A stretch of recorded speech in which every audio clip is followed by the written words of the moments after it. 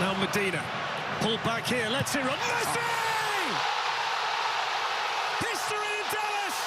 እንደ አውሮፓውያኑ አቆጣጠር በ2011 ሊዮኔል ሜሲ ገና የ23 ዓመት ወጣት ሳለ በጊዜው የአርሰናል አሰልጣኝ ለነበሩት አርሰን ቬንገር የወቅቱ የዓለም ምርጡ እግር ኳስ ተጫዋች ማን ነው የሚል ጥያቄ ሲቀርብላቸው ያለምንም ማመንታት ሊዮኔል ሜሲ አሉ። ከፕሮፌሰሩ አንደበት አዲስ ስም መስማት የፈለገው ጋዜጠኛ ቀጣዩን ጥያቄ አቀረበ። የምንጊዜም ታላቁ እግር ኳስ ተጫዋችስ ማን ነው? የመድፈኞቹ አሰልጣኝ መልስ ተመሳሳይ ስም ነበር፣ ሊዮኔል ሜሲ።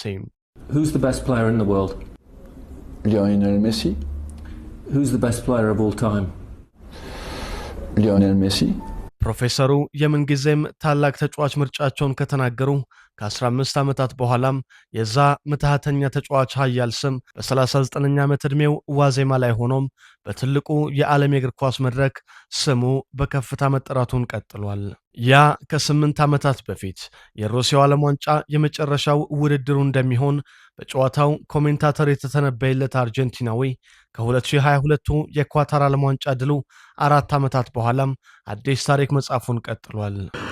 Lionel Messi's final World Cup match, surely, and maybe his final game for his country. He'll be 35 the next time the World Cup comes around. በ2014 ዓለም ዋንጫ ፍጻሜ በጀርመን በ2015 እና በ2016 የኮፓ አሜሪካ የፍጻሜ ጨዋታ በቺሌ በመሸነፉ ልቡ የተሰበረው በአርጀንቲና ብሔራዊ ቡድን ተስፋ የቆረጠው ወደ ዓለም ዋንጫ መድረክ በድጋሚ እንደማይመለስ የተተነበየለት ሊዮኔል ሜሲ ከአርጀንቲና ጋር የመጨረሻው እንደሆነ ከተናገረ ወዲህ ብቻ በዓለም ዋንጫው 13 ጎሎችን አስቆጥሯል።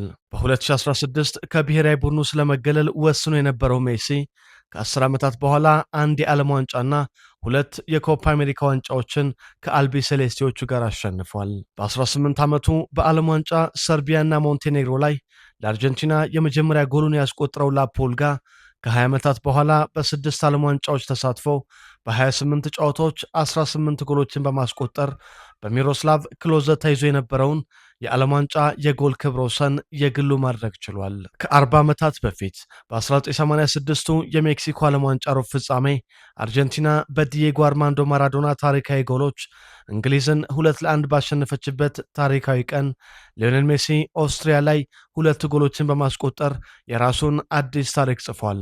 በ2026 ዓለም ዋንጫ የምድብ 2 ጨዋታዎች አርጀንቲና ያስቆጠረቻቸውን ሁሉንም 5 ጎሎች ለብቻው ያስቆጠረው የ39 ዓመቱ ሜሲ ዘንድሮም ክብረ ወሰኖችን መሰባበሩን ቀጥሏል።